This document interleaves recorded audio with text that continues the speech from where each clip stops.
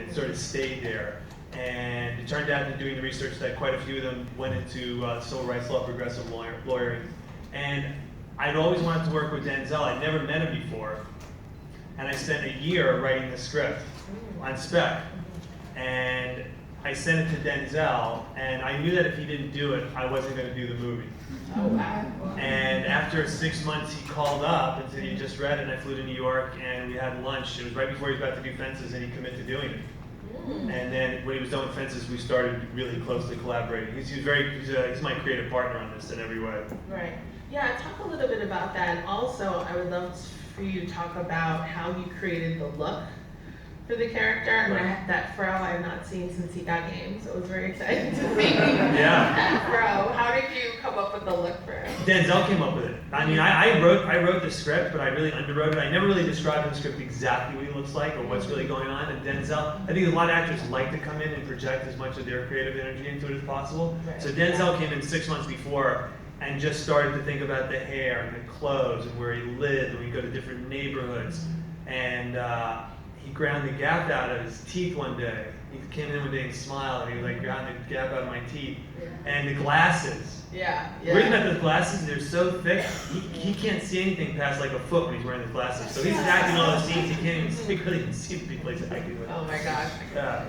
So now you changed the film from Toronto. Yes, we did. How did you change it? What brought that change about? You know, when we cut the film together, we were so fascinated by this character, we just thought everything he did was interesting. Mm-hmm.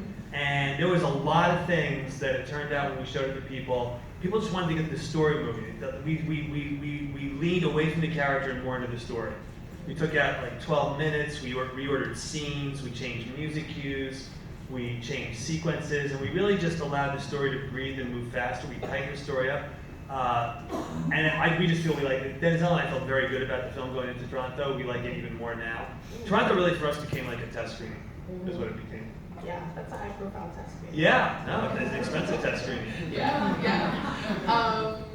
And one of the things I really loved is how, diverse the film is. And I know that you worked with Charles King's company, Macro. Macro, yeah. Were they the primary financiers? They were one of the primary financiers. Yeah. Charles King also did Fences. Mm-hmm. He's funded by Steve Jobs, Lorraine Jobs, and yeah, he was very active. And then was it LeBron James's company? Did I see? The company's name is called Braun, but I don't think it's connected to LeBron. Okay, Yeah. as well. So I'm just curious, how you got in touch with them and how you guys partnered.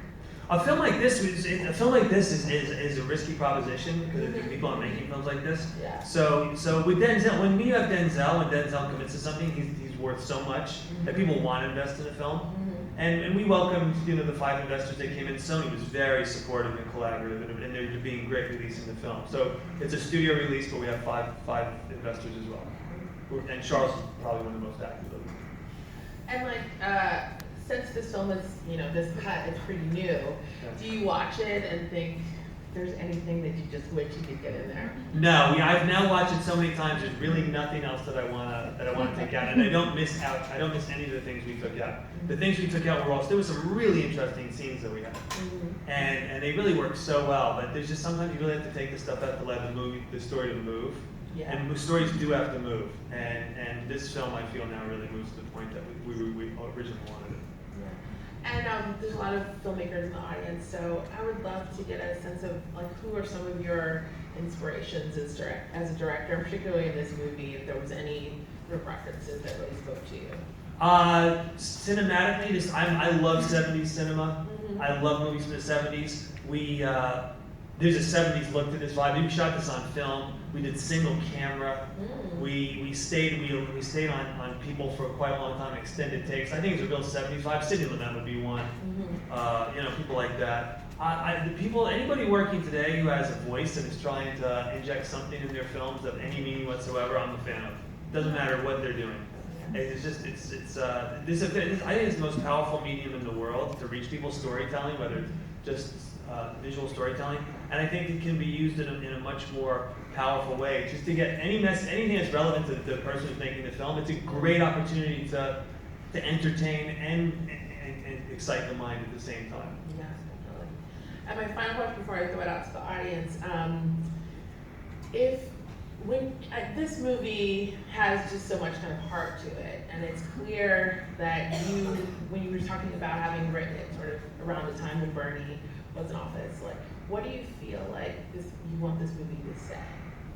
Yeah, so when I said I was writing about it, I wasn't inspired by Bernie at all. I was just thinking that was going on at the time. The movie for me is really about the burden and the blessing of believing in something, and the power of it and how it can guide your life. And at the same time, there's a toll that comes with it. I am in awe of people who devote themselves to any cause, environmentalism, feminism, any political thing. And so they really, because they pay a cost. These are often very intelligent, driven people who could easily get very high-paying jobs in other circumstances. And yet they choose, for some reason intrinsic to themselves, they decide they're going to dedicate themselves to like a common humanity. And I'm in awe of that. But it does come with a cost. Yeah. And in Roman's case, if I was going to apply it specifically to Roman, what interests me is here's a guy who law is his religion, and he believes in something. There's a spirit in Roman, and he's so good at getting people off for transgressions. But when it comes to his transgression, he can't find a way to get himself off. And he ultimately goes really to a higher court. And I believe all of us are broken in some way, and we're doing our best on a moment by moment basis. And we can't forget, as they say, it's like we are all born of frailty and error. We need to be more tolerant of each other. We need to be more tolerant and not just assume we're all starting in the same place. As Roman said, living conditions do have bearing. They do have bearing. How you grew up and where you come from. You have to acknowledge that and what is going on, and you have to forgive other people, and you have to forgive yourself ultimately. So I mean, ultimately, the movie for me is an inspiring film. I look at it as and Denzel when he was shooting, he goes, he saw it as a relay race. He goes, I'm the third leg in the relay race. He goes, I don't get to bring it home.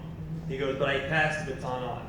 And I believe that people who believe in something, we can have encounters with them, and they can inspire us. Yeah. Even if it's something small, just whatever it is. But I believe there's a spirit that we can pass on to each other that can make the world better. Yeah. So my job every day on the set was to create an environment that he felt comfortable creating in.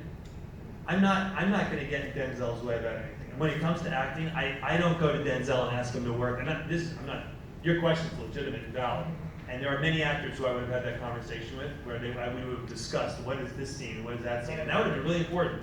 And it's a good thing you want to do that. But Denzel's process is much more internal.